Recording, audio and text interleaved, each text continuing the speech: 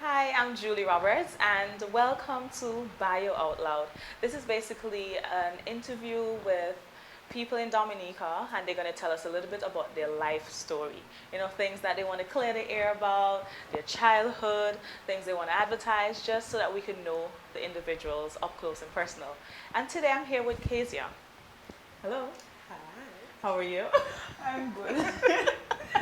I'm really excited to do this because she's a personal friend. So I don't know everything. So today I'm going to learn some things. And don't feel bad when you see me laughing or being teary. I hope I don't cry, but I'm going to learn a little bit more. First of all, are you a Scotland or Shillingford? You see, I said Casey because I'm not sure if you're Scotland or Shillingford. It's a very funny story, but by right, I'm a Scotland. You're Scotland. Yes. The Shillingford came as a mistake in high school. I think something to do with my baptismal paper. It was in primary school, and they had Shillingford, and people just went to the whole Shillingford trip. But my mom is actually a Shillingford. Oh, so she is a Shillingford. Okay. Yeah. Oh, okay. So, So- you. Oh, okay. All right. All right. So tell us a little bit about your childhood. My childhood was great. I think I had an awesome childhood in terms of like my home experience because my family is so amazing. Like they are very unified and down to earth and just amazing people, and my family helps a lot no matter who it is. I mean, we're not the richest, I mean we're not poor either, but they're just so much loving and giving in my family. It's Yeah. like I grew up around that knack for people, so I guess that's why I'm such an outgoing individual. But my childhood with my family was amazing. We literally have parties for no reason. True. We literally have parties for no reasons. Like every Sunday or every other Sunday. Like my family, when it comes to that part of my childhood, it was always great. In school, I was always intelligent. So I would always top my class. I would always come out, you know, in the most competitive group. Because in St. Martin's School, they always group us based on grades. Okay. So I was always in the room one, which Yeah. was the most Yeah. intelligent group of children.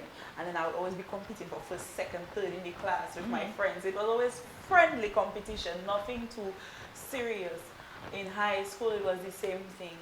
If I was always one of the most intelligent in the class, I was troublesome like a regular teenager. But generally, when it came to school, I was very active in sports, very active in groups, very active in my house, very active with everything. My childhood, to be honest with you, was awesome. I wish I could go back, to be Oh, honest. we all wish. Because these paying bills, things like that's so ghetto. Paying bills are so ghetto. But yeah, my childhood was awesome. You spoke about school days. Is there anything about your school days that you wish you could take back? Or I know you want to go back in time, but like for high school, because personally, when I think of my secondary school life, I'm like, boy, if I only had a chance, I'd do it differently. Yes, I enjoyed it, but what about school life that you think that, boy, I would just take that away from my school experience? I mean, the numerous suspensions. I would Suspension. definitely take back. I would be more calmer in school because when I went to school, I felt like it was an attack Yeah. on me as a person. And although everywhere you go has preference and people that they prefer and situations that will not be in your favor, everywhere in life you go will have those things. And if I knew what I knew then, now, I would just do things differently. I would just adapt to situations instead of being so rebellious. That's what I would take away from my school experience. Because generally, I think in my school days, people pushed me because they knew my potential. Now, sitting back and looking at everything, I don't think it was necessarily a tax. Yes. I think they saw potential because Yeah. they saw who I was. Yeah. So I would just calm down a Calm bit. down. Okay, so I know as soon as somebody sees Casey doing an interview, they think, is it about hair or some sort of negative publicity? Right. So today I want us to go through some of the negative publicities because we definitely have a lot of positive ones to come. Yes, okay. So tell me one of your first, tell me, not one of the first, tell me the first negative publicity you had. I know you had a few. I think my first negative publicity was with a group of girls I had called the Presidential Clique when they had this song about us. Triple K had this song about us. Hold up. Okay, so in the interview, when someone told me that she's also there are Booyah songs written after her. Right. But I thought it was just Santo, which we're going to get to later. Well, this I didn't song realize wasn't that there written was... directly for me, but I am a member of the group, Oh, and okay. I think that was the first form of negative publicity that I had, Oh. because I even called the radio after the situation happened. You know, I don't care. I'm always going I to don't know defend about that myself. one. How old were you? I was 19 Oh, or wow. 18. I was really young. Maybe not even all that. Probably 18. Okay. Yeah, maybe 18 for the most. Because it was a group that we formed in school. It was just a group of girls that love to go out and get together. But you know, one too bad eggs always spoil certain things, and sometimes Peter pays for Paul. Yeah, that's just basically what it was. And from there, I think that's where the notorious clique became notorious individuals. So our lives individually became an interest to the public. Yes. And that's where it branched off and certain things just escalated. I think that was the first situation that created the notorious Kazia. Wow. Well, I don't know about all the dramas. I'm always the person I find out last. And I met her because we worked together and then we lived together in St. Kitts. Yes. So I came in the dance late. However, I remember St. Kitts. Oh my God. Do you think that's part of your bio? Yes, it is. Because when we was in St. Kitts, people had a whole lot to say about why I was in St. Kitts. They always wanted to add their own definition as to why I was in St. Kitts.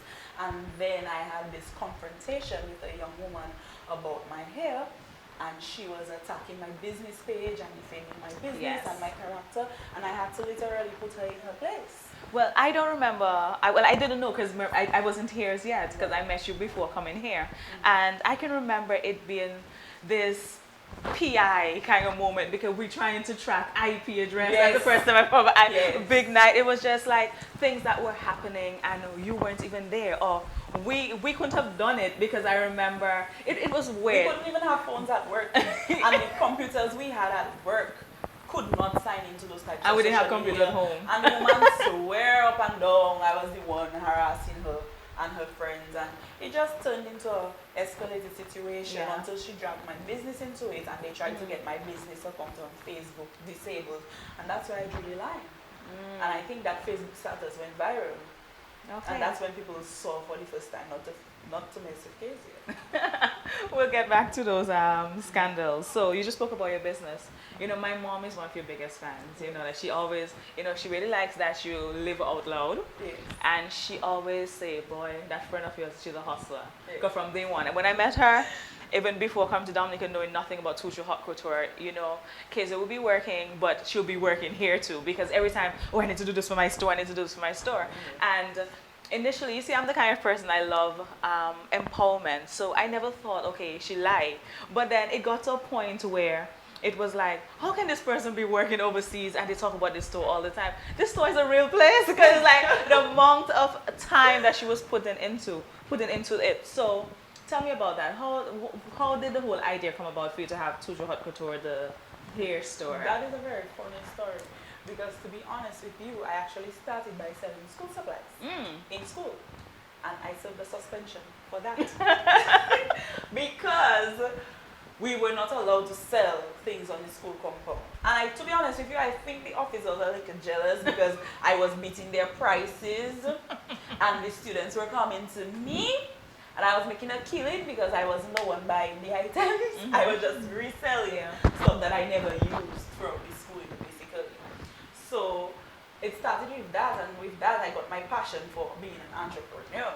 And then I started selling other things, and when I left school, I actually was working at a company by the name of Lime, now known as Flow. And when I started working at Lime, I was thinking, like, I didn't like working for somebody. Although we had amazing staff and we had an amazing personality, that's like how me and you used to get along in St. Kitts. I used to get along with every single body in the building. And my mother worked at Cable and Wireless, which was the first staff of Flow. So everybody upstairs knew me from a little girl, and everybody downstairs knew me from working with me. So the environment was just so warm and welcoming at Lime. But I still didn't feel like I belonged there. Yeah. Like, I feel like I needed to do my own thing. And I have this scalp condition where I cannot use plastic hair for long. I start getting irritations in my scalp. So my mother started buying human hair because it just came on the market at that time, and somebody was telling her maybe I could use bundles. And she started ordering hair for me until I started ordering it for myself, and then people became interested in what I had. Yeah. And then there was this young lady that used to order for people here, and I ordered with her, but I was not satisfied with her product. So I did my own research, and I got my own vendor, my own wholesaler, and then here came to Shillingford. And how long has it been in existence? It's been 6 years in existence, Oh, wow. 5 years in the building. I think I met you the first year. Yes. Wow. Okay. Yes. All right. So all of you think you've been friends with her for a while. I'm getting there. I'm getting there. Okay. So let's go to Antigua.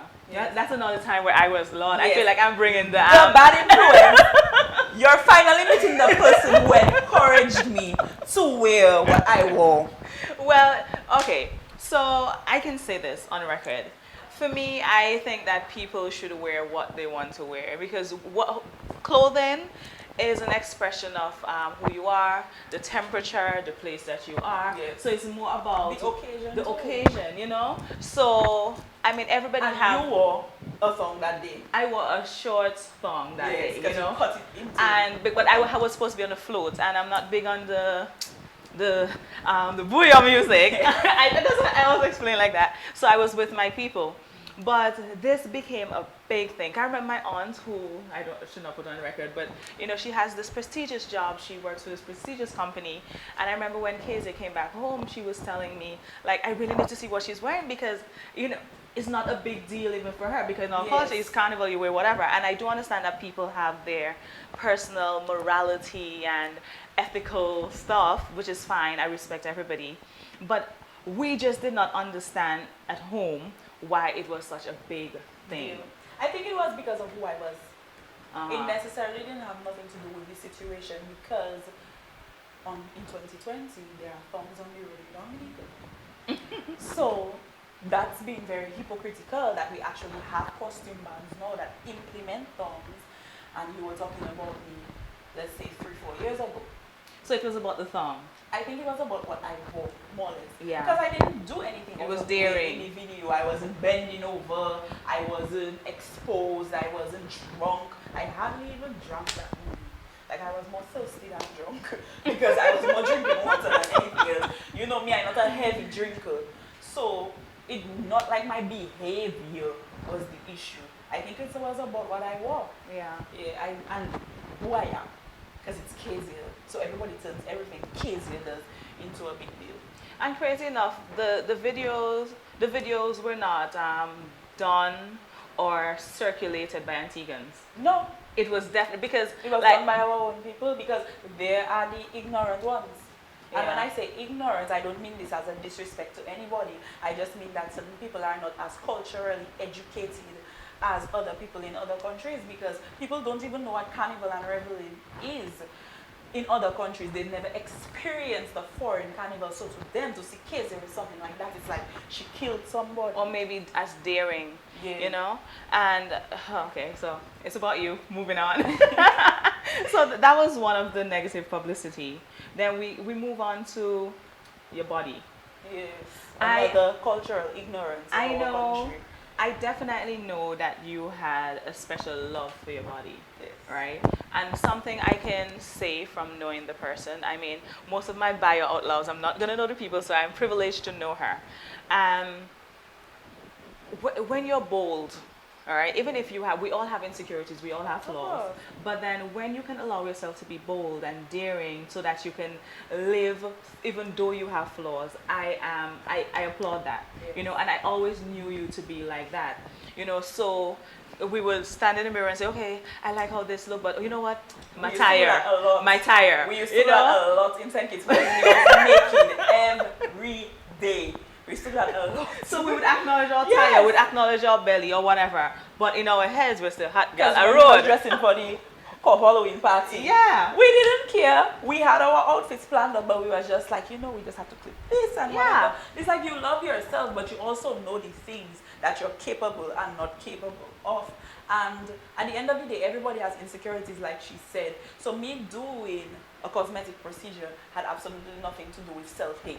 It just had everything to do with self-love, because at the end of the day, everybody wants a better version of themselves. That's why people get educated, that's why people exercise, that's why people eat right. It's because you want a better version of yourself. I saw that I could get a better version of myself by paying for it, so I did it. So how do you deal with people calling you fake or plastic or whatever? Because we know there's a difference between plastic and cosmetic surgery. Yes. But I ignore it, because what people don't understand is when they direct those certain comments towards me, even though people don't tell it to them directly, but they are just making people see how ignorant they are. They are not doing anything to my character. People think when they say things about me or when they do things to me that they're affecting me. No, you're not affecting me. You are exposing yourself. So when you go around calling me fake and calling me this and having so much to say about something that I did with my body that seems to torment you so badly, it says something about your insecurities, not mine, because I'm good over here. You're the one who can't sleep because I got cosmetic surgery. Yeah, it does. And also even about the jealousy aspect. Yeah. Is there anything that you want to say to women about jealousy? Because men do not behave that way with you. No, they don't. Even the ones that will say about plastic or whatever behind your back. Yeah, they don't. They don't care. Men generally, I would say 90% of men don't care. It's either you're their type or you're not. And even when you're not, they will tell you straight up, I still wouldn't mind. Like, men don't care. It's not that deep for them. Yeah. Women, on the other hand, take it to heart, and that's what I would never understand. And to women facing these issues, my advice to them would be to seek help, because I don't think the problem lies with me. I think it lies with you. Because if you cannot respect another person's decision, or you cannot open your mind to people being individuals and having their own beliefs and doing what they feel makes them happy, then that means you probably have some trauma you need to deal with. Because that has absolutely nothing to do with me. Because I'm happy. And if not trauma, just respect. Just the respecting people's decision is a big thing, because we're all different. It doesn't matter how much of us on earth, we're all different. It doesn't matter if you have a doppelganger, someone who looks like you, we're all different. Because even if you might look like me, I do not have to want the same things that you want. So that's just a big part of something that I think we need to culture in the Caribbean, in Dominica by extension. For example, right?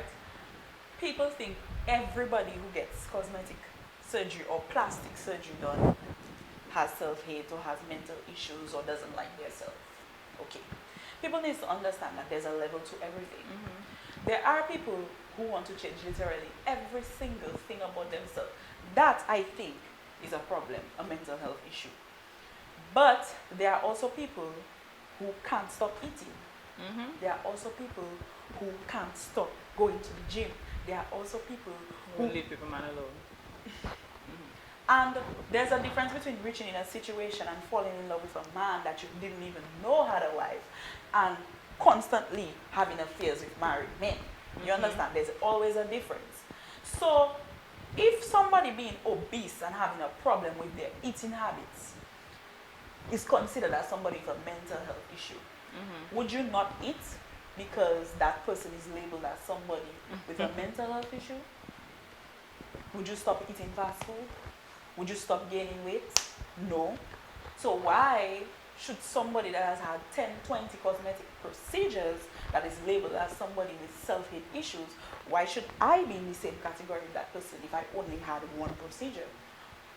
I don't get it. Okay. We just need to stop judging. This is September is Suicide Awareness Month. And what we don't realize that so many people commit suicide because of the judgmental world we live in. Even if you go to church, people still judge you in church. You're not Christian enough. It doesn't matter what you do. At the end of the day, it just have to have some sort of judgment. And I think it's something that we have to do personally for ourselves to decide, you know what, I'm not going to judge people as much, because just like how you're judging somebody, there's somebody judging you also. Even worse. And have you ever had a moment where you're about to judge somebody about something and then you think, but I have that situation too, so you kind of be sympathetic? Because there are times when I would hear things about people and I would be like, how could she do that? And then I would think to myself and I would say, Kazia, one, Dominicans don't spread the truth. There's always a lie to make it sound greater.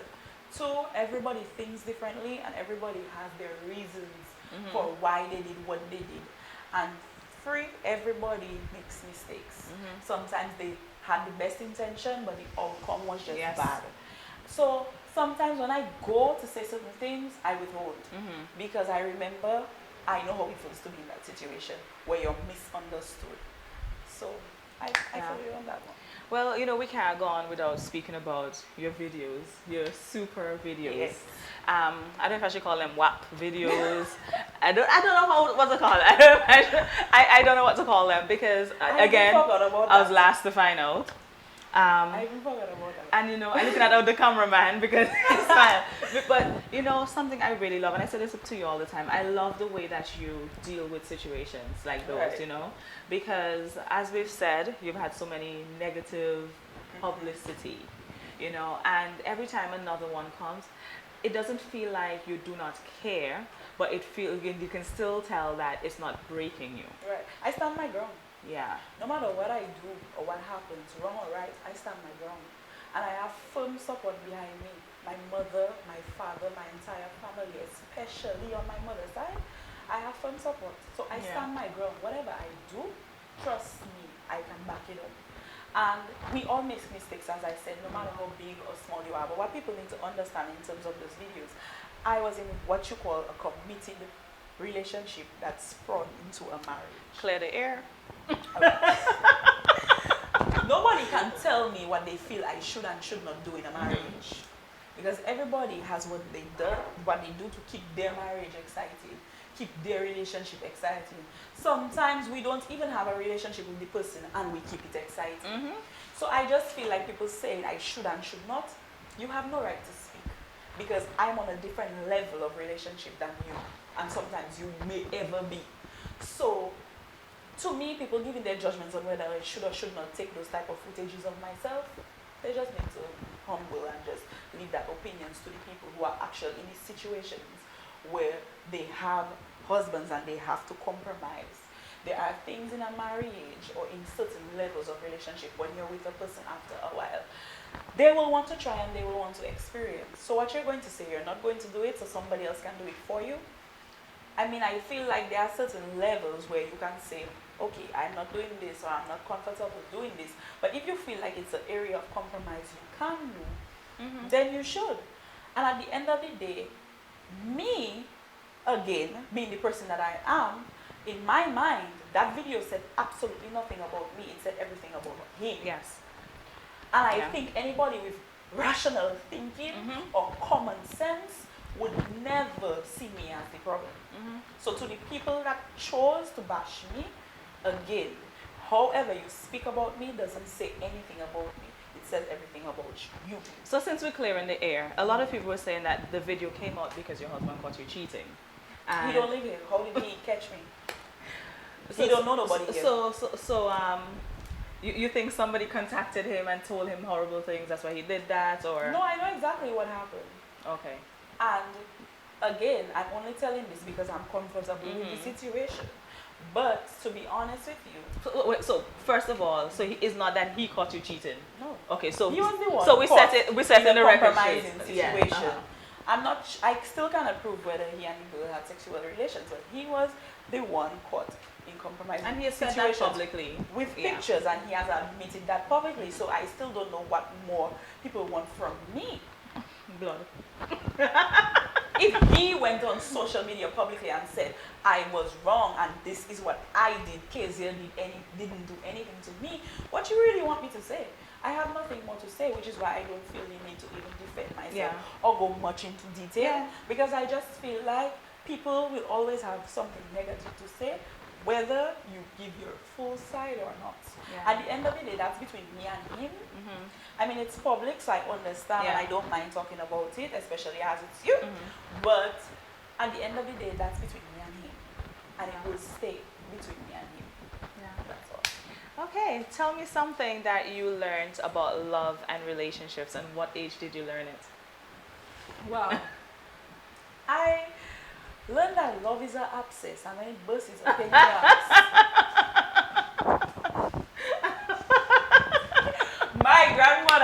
saying that ever since I could talk. And I never knew what she meant until my teenage years. Yeah. Because I had a boyfriend in high school that everybody knows. Once you went to high school with me or you knew me in high school, you knew who my boyfriend was. And I was obsessed.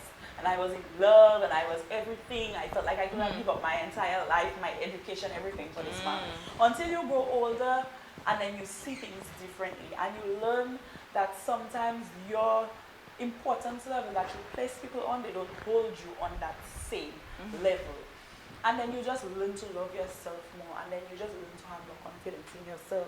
To be honest with you, when I was in high school and I had my first official relationship, I made that relationship entirely about him.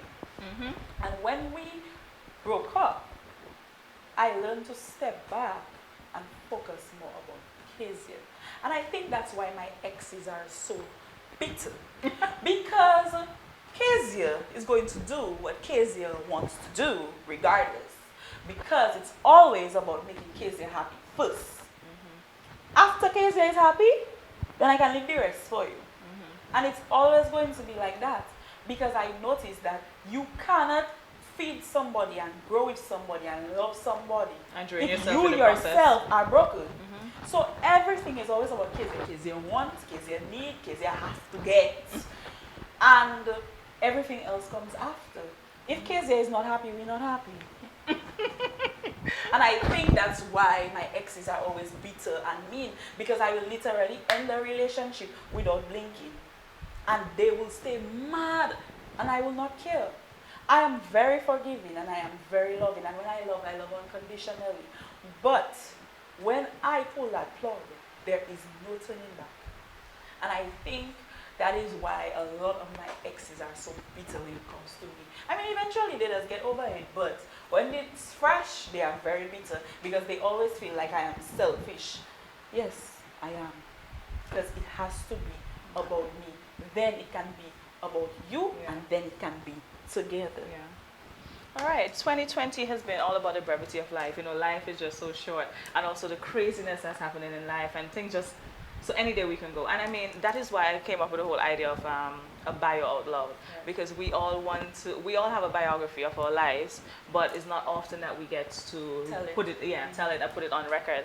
And I know it's not a long video that you can get to hear everything, but if there were two things that you would like people to take about you, like let us say this year, God forbid that you go, or would the world, I think we're gonna have a zombie apocalypse soon, but let us say that happens, what is just two things you think that you want people to remember when they think of Kazia, Shillingford, Scotland?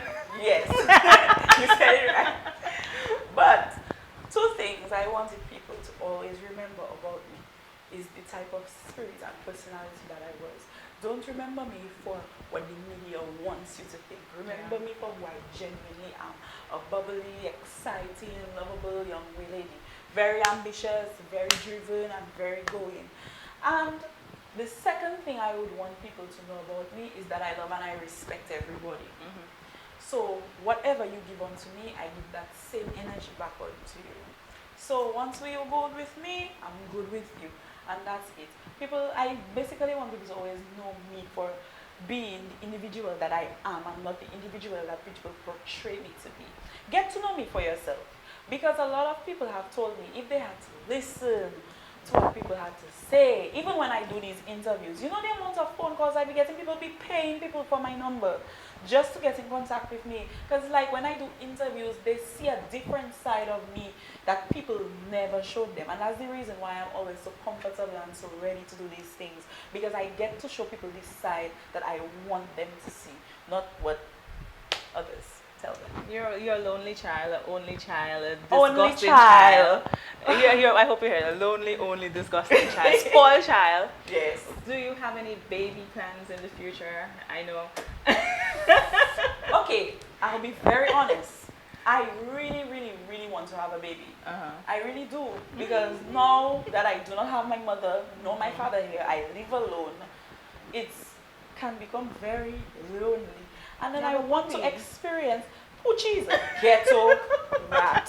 I have a fluffy dog named Poochie, and it's straight out the hood, straight from Blue City. Everybody can see it's Bafested that dog come out because that dog's so ghetto. tricks. I ready to give it up for adoption. I swear to God. Practice for the baby. But I really do want a baby. My issues with making a baby are two things.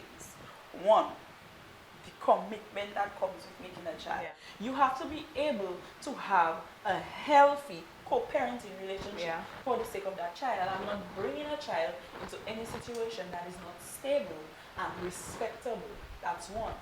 And two, the process of making a child. I just don't see how 10 centimeters. No, I don't know, like from this to this, I have a problem with that calculation. It doesn't make sense in the laws of physics. I did physics in high school, and that tiny hole to 10 centimeters, I have a problem with that. You have my camera guy going. I have a problem with that. So when I can wrap my head around the 10 centimeter process, then you'll be auntie very soon.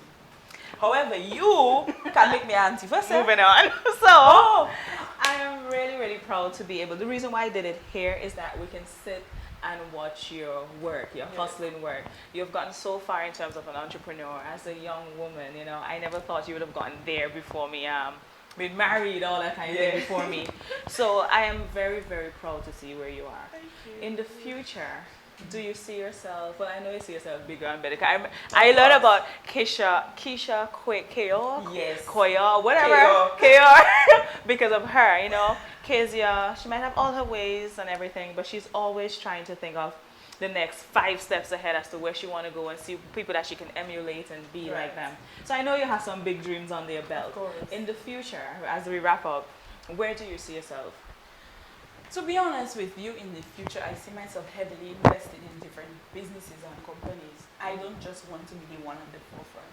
In the future, I want to be able to invest and help younger people like myself and give them an opportunity that I wish somebody gave me. Because I remember when I was 18 years old and I went to NDFD with my folder and my business plan and Mr. Challenger, Judge Challenger, he saw something in me that nobody else, no other financial institution saw. And on a day like today, I am one of the people, the loan is paid off before time at that, and actually still doing what I said I came to do. And he always tells me that. He always tells me, you see, I don't even worry when it comes to you. Like, he's always telling me, like, when it comes to that aspect of my life, he's not afraid. And I want to be able to give people the same opportunity that he gave me, that type of thing. Okay, so I think that's just about the end. I mean, is there anything else you want to clear the air about before we go that I didn't ask because I didn't know about? Because she also has some closet stories that I have to find out on Facebook. But no, I don't think so. Any closing words or, you know, final words? You know, I think I've said it all. You know, I just want people to remember me for the person that I actually am and not who they want me to be. And I'd just like to thank you for always including me in your plans and in your dreams and aspirations. And I really hope that your YouTube channel takes off like rocket. Yeah, and thank you so much. You know, we share that kind of love. But really and truly, I just want this to be about featuring the people that may never be featured in Dominica, because we all have a story. And well, I guess I'll do it in another video, but I've met so many persons that will tell you things about their Maria story, which I did not ask you, but or their... I have one. You have a Maria story? Oh, can you make it short? Yes. Okay, let's make it short. Let's just say I never experienced a tragic hurricane or experience like that, but my mother experienced Hurricane David, so it was easier for her to panic than me. I was literally sitting on my bed at 6 o'clock in the night, and I came home. I had these big headphones. I always have big headphones. I prefer them than the tiny ones. And laying on my bed with my music loud. I love loud music. You see me passing in my vehicle, whatever, I love loud music. And my mother running up and down. And I am annoyed because I'm like, why can't this lady just stay still? Like, she's literally making me paranoid. She's knocking on my door. I seen her doing that. I'm not taking them out. And I literally not taking her on. So anyway, I had my best friend's brother there with me, and he came and he was like, shaking me to get off the bed and whatnot. So when I took out the headphones, I heard boop. So apparently these noises have been happening all the time, and this is literally at 6:30 in the afternoon tonight. And I'm like, where did that noise come from? A tree fell on our roof. And you know when wind gets space to pass under the galvanized, that's all it needed. I was just hearing and the roof started literally lifting like somebody was peeling it like a can. And we ran downstairs, and then the trees and the water and everything just came in. And we stayed downstairs, and we were sitting downstairs. By 7 o'clock in the night, I didn't have a roof. Because remember, I was on that bed like after 6:30. By 7 o'clock, I did not have a roof. I had phone service, I had electricity, I had everything, and I didn't have a roof. But I thought they said the Prime Minister roof went first. Wait, you beat him to it. Scary, don't know. But I hold the record for the first roof. Okay?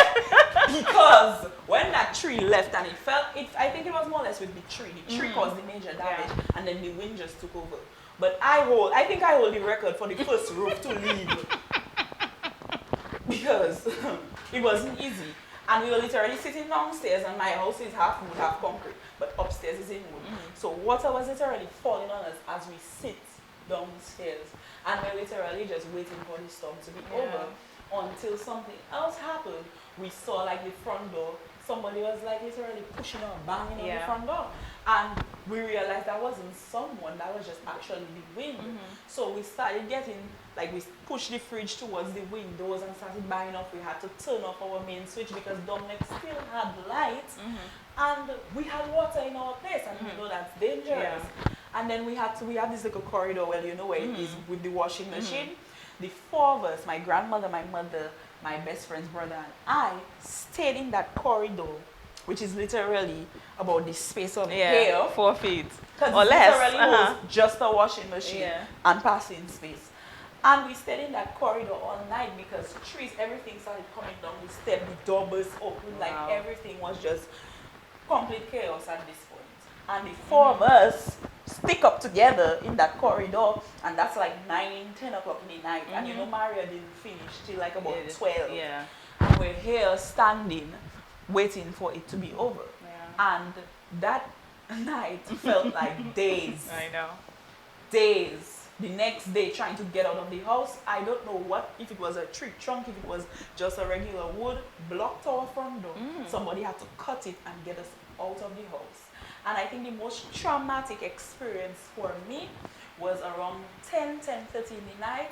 Somebody was on the road screaming and bawling and saying, "Kazia, help me, somebody." And I'm like, but who the hell is that? And the person bawling, you they didn't call go out? him Glenda. What? Like they call him everybody. They know the neighborhood name because it looked like they outside in some chaos. And we couldn't help them because, you know, as I said earlier, my family is that type of people we like to So you never found out who it was? We never found out who it was. And to be honest with you, my biggest fear is that they are dead because we had 21 deaths in Nubia. Oh, wow. Wow. So that always, like, it always wonders my mind because I've never met nobody till this day to say, they were calling you you. didn't hear me calling you, like, nobody. So I just feel, something in my heart just tells me that person is dead. Well, for me, I remember the week before the hurricane, I was at your house and your mom was complaining about the insurance because she checked her policy and she couldn't believe that she didn't know about that. So now I'm thinking, well, when the hurricane hit, I was like, Lord, it's a good thing she went and sorted her policy. Yes, she did just in time. So we were not covered for flooding. And the second horrible thing about the hurricane and your family is that her grandma have the hookup for food and juice. And food. And life has never been the same because Mama moved out. And so now when you go there, it's just Kazia food, which doesn't cut it. But listen, I'm a chef now, okay? And grandma comes up on weekends. Okay, so I'll be there on the weekend. But thank you so much for doing this with me today. I really enjoyed it. And this is Kazia, Shillingford, Scotland, Bio Out Loud.